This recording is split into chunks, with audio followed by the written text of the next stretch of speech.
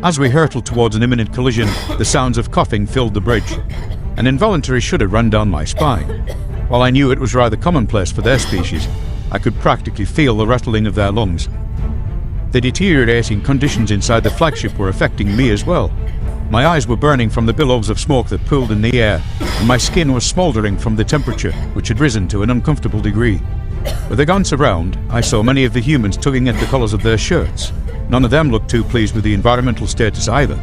If we stayed on board this vessel too much longer, we would all suffocate. With the shields down and the interior aflame, I expected the ship to crack apart on impact, but the Terrans, true to their suicidal tendencies, pressed on anyways. The 5 Devourer cruisers did not budge as we bore down on them. They only seemed to huddle closer together. As the final line of defense, they had to stop us, even at the ultimate price. No protests, General. Rykoff's nose was swollen to the size of a small fruit, but he was smirking anyways. I expected the word stop at least once. I shook my head. Why bother? I don't want to waste my final seconds of existence. Ha ha ha! You're quite the cynic, you know. Hell, we might even survive this. He chuckled. My antennae twitched in confusion. Is that supposed to be reassuring? The broad hull of our ship plunged through the enemy line. Even with inertial dampeners at work, a jolt propelled me several lengths forward. I found myself prone on the ground yet again, wincing from another rough landing. The nanites in my veins could only mend so much tissue damage at once. I imagined I'd be black and green tomorrow. Before I could regain my footing, the humans rolled the vessel sharply to one side. An undignified yelp escaped my lips as I slid, shoulder first, into a workstation. What were they doing? Had their steering systems gone haywire? I felt the flagship start to tip back in the other direction and clutched onto the base of the desk for dear life. An awful screeching sound resonated through the walls of our vessel, most likely our tough hide peeling away. But there were no worried callouts from the pilots or the computer, so the erratic rotation had to be intentional. Why would the humans want to tumble about, right in the wake of a collision? I pondered the question for a moment, and then an idea occurred to me. The Terrans were twisting their ship like a knife, carving a deeper gash. We were burrowing our way through the enemy craft and tearing up their inner workings as we went. A crunching noise echoed from the bridge's exterior wall, drawing my attention. I saw a crack snaking its way from floor to ceiling, with several tendrils branching out from the root. Sure, our opponents had been taken out of commission, but our own ship was hanging together by a thread. Severe damage reported to all sectors. Structural integrity compromised. The computer's voice cut through the dead air.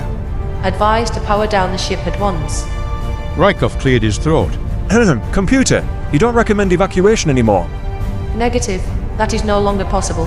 Came the reply. Why not exactly?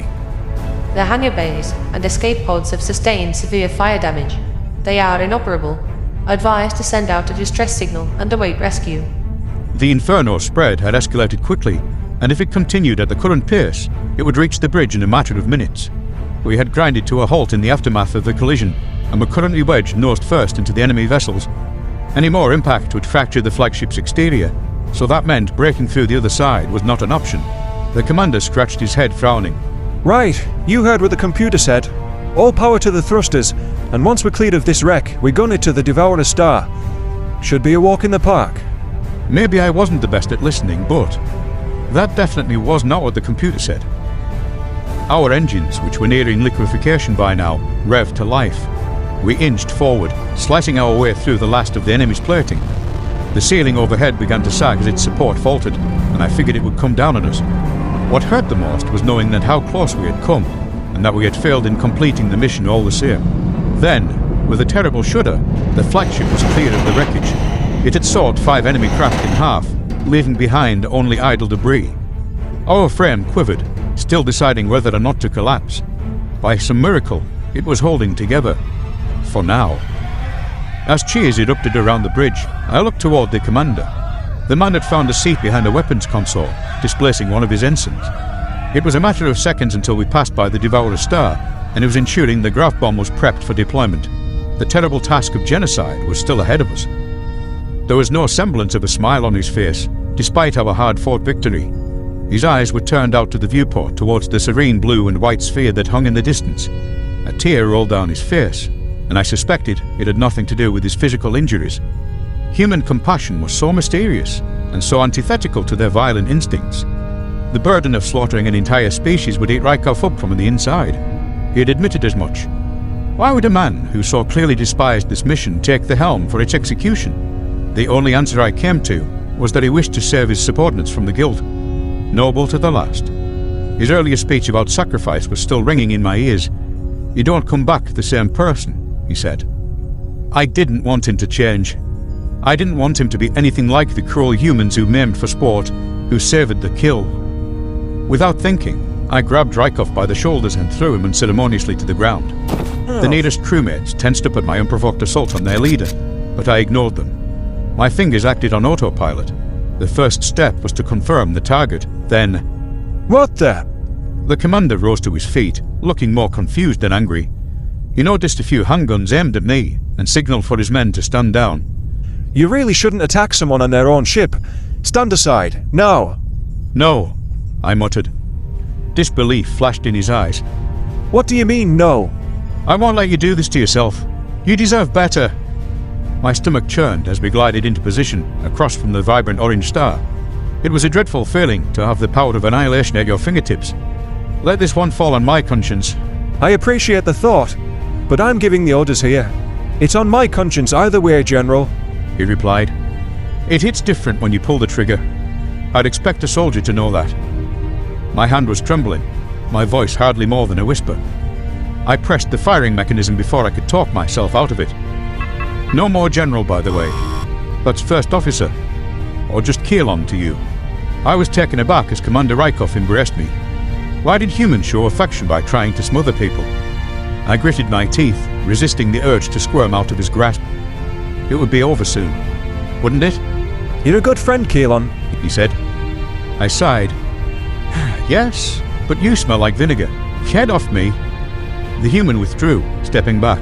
That's not very nice. I know. It's part of my charm, I replied. You... All right. Quit staring, everyone. Time to get moving. The commander swept a stern look around the bridge, and the crewmates snapped back to work. We want to be long gone when this star blows her top. Let's hope we have enough juice to make it home. Slipping into hyperspace was always rough, but this time blew all previous experiences out of the water. The pressure condensing in my ear canals stripped me of my hearing, and my stomach felt as though it was tied up in knots. Every particle of air was squeezed from my lungs, and my feet were glued to the floor. I was utterly powerless, trapped in a lifeless shell of a body. I wanted to scream, then to throw up, perhaps both at once, but my lips were locked together. The minutes stretched on for what felt like hours, and my desperation built to a frenzy. The paralysis dissipated as we emerged in range of Earth. I crumpled to my knees, spilling my guts on the floor. Embarrassment rushed through my veins until I realized most of the humans were doubled over as well.